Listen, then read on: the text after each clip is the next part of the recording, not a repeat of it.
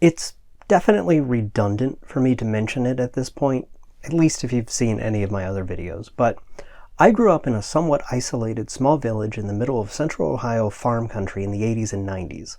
So the first memory I have of hearing about homosexuality was when Ellen came out on her sitcom in 1994. My mother and I were avid sitcom watchers since we never had cable, and that's what was on for most of every weekday evening.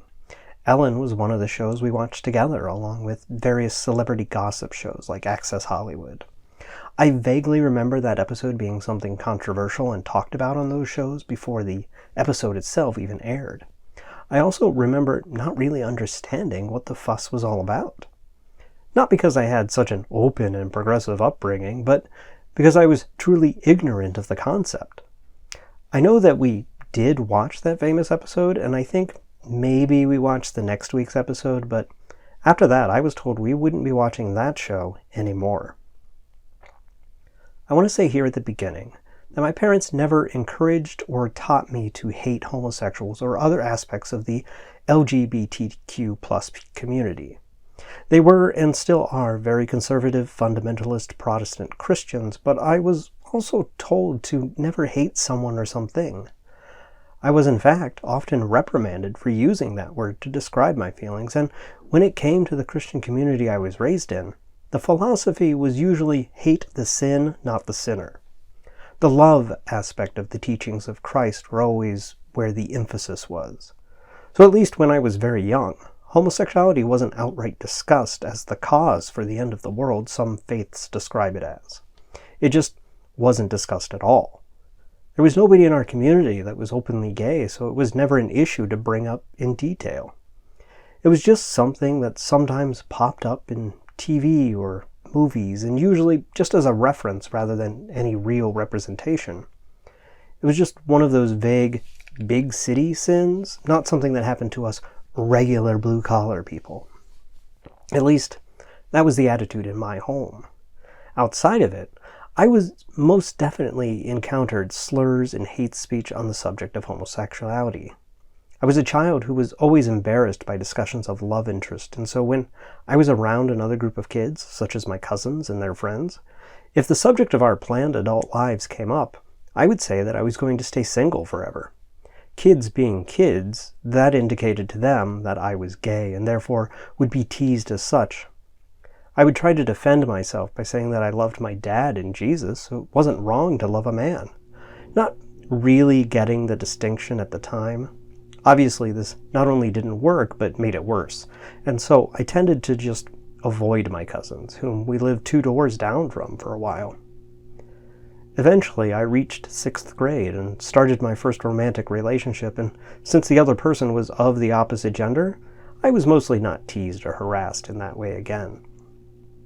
Beginning in 7th grade, I was enrolled in public school, and the discourse on the subject of all things LGBT was very different. For one, it was a subject that actually was brought up, but unfortunately, pretty much always in a negative and hateful way. From 7th through 10th grade, I very much went along with this. It's extremely embarrassing and depressing to admit, but I'd be lying otherwise. I myself used offensive slang terms related to homosexuality and had a laugh or two when others would say stupid shit like, it was Adam and Eve, not Adam and Steve, or that all gays should be sent to an island to fend for themselves away from society. Looking back, there was some vile, abhorrent stuff being said out loud at the time, and I was definitely not an ally of any sort. This is not to say that the secular community was terrible and full of hate, unlike the Christian bubble I had come from. It was just accepted at the time that you could use gay or queer as synonyms for stupid or lame, or even as generic insults without considering how such use negatively portrays a percentage of the population. Again, at the Christian school, we didn't acknowledge the subject at all, and in public school it was just considered a non-issue. And at the time, it didn't seem to matter. I didn't believe there was anyone in my school, or probably even in my hometown, that would have a reason to be offended by such things. I was a naive idiot, and unfortunately I can't change the past version of myself. On the plus side, though, it was around 10th grade that I did begin to change my own personal thinking on the subject, and it was because of the media I began to consume once I was independently choosing it, and it was because of people I began meeting once I was introduced to persons not from my pre-existing bubble. I think the first person to have an impact on my perception of the LGBT community was, surprisingly, my youth group leader. For a couple of years, there was a man named Randy who was in charge of the preteen/teen youth group. He was someone who had lived in the big city and had done some traveling and had spent some portion of his life as a non-believer. He was definitely someone I looked up to, and because of him, I was genuinely interested in attending our church's youth group meetings and events. Of specific relevance to this subject was a brief story he told us while on a youth group outing to a mall in Columbus. Somehow, the subject of homosexuals and sin came up, and he mentioned that he was once hit on by another man while hanging out at a bar. Obviously, we made the stupid remarks about how that must have been awful or gross, but he stopped us and corrected us by saying that it wasn't bad that another human being had found him attractive. He in fact took it as a compliment, thanked the man, and told him he wasn't interested. It was just a little anecdote in a larger conversation I've completely forgotten, but that tiny interaction he described told me that maybe there was another way to look at lifestyles unlike my own. That maybe I don't have to regard every sinner as someone to be avoided. Just a little seed that I think helped me to look at the subject in a more positive light. In the fourth and final house I lived in with my parents, I had for the first time my own TV and VCR. And so throughout high school, I spent a lot of time renting movies and watching others I had taped off the living room TV, which had satellite service. This was the time period where I got into independent film, and the late 90s were a pretty good time for indie queer cinema. Thanks to the Independent Film Channel and the Sundance Channel, I stumbled onto a variety of eye-opening films that let me finally see the LGBT community represented in ways that they wanted to be seen in. Some were pretty ridiculous and fun, like Even Cowgirls Get the Blues, and some more serious, like Boys Don't Cry, and some scared and confused me, like Doom Generation. But it all affected me, especially films about the trans experience. Wigstock was a pretty impactful documentary about the drag and trans worlds. Ed Wood, which was obviously a mainstream film, but it had a huge influence on shaping my brain at the time, not just because of the filmmaking aspects and amazing dry humor, but also the way it presents and openly accepts Ed Wood's transvestite preferences. In fact, the first film I can remember seeing that portrays a trans character was one of those early movies about Christine Jorgensen mentioned in Ed Wood. In, I think, 4th or 5th grade, I used to stay up late on the weekends and watch the cult and horror films presented on TCM or AMC, and just so happened to catch one of those, and I was completely enraptured in the idea of a man having a surgery to be a woman. Here's the thing. A lot of all the stuff I just described was going into my head at the same time I was going to school and hearing the hateful and derogatory statements from my classmates. Statements I, again, regretfully participated in or laughed along with. So this was all stuff I pretty much kept to myself. I didn't need to get the sort of teasing and abuse I got when I was younger just because I found all of this interesting. And besides, it was all stuff happening far away and not related to the reality of my world. But the problem is, that last part wasn't true. Around 11th grade, I became aware of one classmate who was openly gay. I don't know when he officially came out, or if he even did. He just always fit that flamboyant stereotype, so I think everyone just knew. The point is, he wasn't some outcast kid that always kept to himself at lunch or whatever. He was part of the group that definitely would be labeled as the popular kids in a teen film. He was in the classroom when other members of his friend group were spouting off about Adam and Steve, and at least in the classroom setting, he wasn't saying anything either. I literally can't imagine what the high school experience was like for him. I don't know if he was made miserable or was able to just not care about all of that going on around him. Unfortunately, he died last year. I don't know the cause, and I'm not going to speculate, but from my perspective, it was sudden and quite jarring. I only found out because of mutual friends on Facebook. He and I weren't friends in high school. Like I said, we traveled in different circles. I'm sad that I never took the time to get to know him more and to find out what exactly life was like for him back then. But I always have one fun memory of him. I was only in one stage play in high school, but he was in most of them. Anyway, one evening after rehearsal, a small group of us ended up going to his house to hang out. For some reason, he revealed to us that he loved porno from the 70s and 80s. Not in a way that would be uncomfortable in this group setting, but in the same way that I love really bad movies. He found them amusing and decided to share one of his favorites with us. So that's how I came to watch my first ever porn video. While sitting in the bedroom of someone I didn't know very well alongside a small group of other people I didn't normally interact with, I watched a video from the late 70s of a woman masturbating with the water running from a bathtub faucet. Sometimes small-town life could be weird.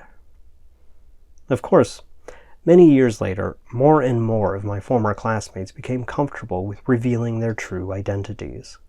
Some were persons I remember being accused or talked about as suspected homosexuals, and some were people I was surprised to learn that about. And again, I keep thinking about what a terrible experience high school must have been for them, even if they weren't out. Just to have to hear some of the things being said at the time and knowing that they were talking about you, even if the speakers didn't know it. Obviously, I want to think that if more of my fellow students had been out at the time, we would have all been more considerate of our words. But that's delusional, and I know that from some small degree of experience. As far back as that viewing of the Christine Jorgensen film, I've had an interest in gender changing and gender neutrality. I'm not someone who's ever had the sort of body dysmorphia experience of feeling trapped in the wrong body, but have generally felt more comfortable in a more neutral identity, particularly when it comes to clothing. I've long held the belief that clothing is and should be inherently gender neutral. That's not to say I don't recognize that clothing is often made with specific body shapes in mind, but that's more of an issue of how it fits than what gender should be allowed to wear it. I've often been jealous of the variety of styles and materials in women-targeted clothing, and mostly disappointed with the options available to my body type. This is why films like Wigstock and Ed Wood were so exciting to me. These were people who didn't care about the expectations society had regarding the way you dress. And like with myself, for at least some, it wasn't a sexual identity or gender identity thing. It was just a style preference. Something else I mentioned in previous videos is my love of all things Alice Cooper, and watching documentaries about him and learning about the early days of the band and the way they intentionally messed with people's perception of their genders with their appearance was another huge influence on me. The first time I ever went out in public in a skirt and makeup was at an Alice Cooper concert, and it was a very accepting environment. So, when my group of friends decided to make fun of the Spirit Week act of dressing to a theme for each day, I made sure one of our versions was Drag Thursday. We also had Grunge Tuesday and one or two more that I've forgotten. That first Drag Thursday was a big deal, though. Obviously, my parents would never approve of such a thing, so I had to sneak my dress to school and then change in the bathroom before reversing the process to go home. Much to my surprise, none of the school administrators stopped us or told us we had to change clothes. Oddly, they only did that on our grunge day, stating it was against school policy to wear clothes that were ripped or have holes. The point being here is that even though I and a couple of my friends were all participating in this act of transvestism, it didn't result in a more considerate dialogue on the subject from my classmates. I can't speak for my friends' experience throughout the school day, but I personally had people yelling slurs and threats at me as I walked the halls in my skirt, tall boots, and baby doll t-shirt. At least one friend of my sister's told her I should be tied to the back of a truck and dragged down a gravel road. Obviously for me, going out into public dressed in this manner was a significant experience, but as far as anyone else was concerned, it was just a couple of teenagers doing something outrageous for reaction, and yet they still felt compelled to become so angry and hateful about it. So if that's the sort of treatment I got, I can totally understand why some of my classmates weren't open about their own preferences and can, in my own very small way, empathize with their experience. And that brings me to my ultimate motivation for this video, because even though in many ways society has improved and become more accepting of all these different lifestyles and preferences, there still exists that small but loud portion that gets absolutely apoplectic about anyone wanting to live their life in a way that deviates from their definition of normal. And unfortunately, that minority is getting their way in many scary and dangerous legally binding forms.